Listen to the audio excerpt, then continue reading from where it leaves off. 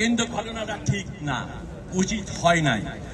নেত্রী যেখানেও ঘোষণা দিয়েছেন, আওয়ামী লীগ কেন্দ্রীয়ভাবে যেখানে ঘোষণা দিয়েছে, যুবলীগ, স্বেচ্ছাসেবক লীগ, মহিলা আওয়ামী লীগ, শ্রমিক লীগ, কৃষক লীগ, স্টেট আওয়ামী লীগ, মহানগর আওয়ামী লীগ, বঙ্গবন্ধু কন্যা জননেত্রী শেখ হাসিনাকে ধন্যবাদ এবং কৃতজ্ঞতা।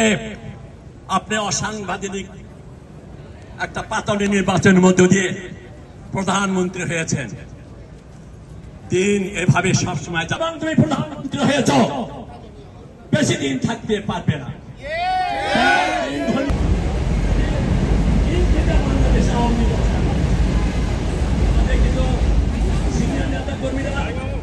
দেশের বাহিরে আছেন, কোথায় ছিল, তারা জোরপূর্বক তাকে দেশের বাহিরে পাঠিয়ে দিয়েছেন। উনি সাংবিধানিক ভাবে, তারেক তুমি কবে যাবে বাংলাদেশ শান্তি পাবে? তারেক তুমি কবে যাবে?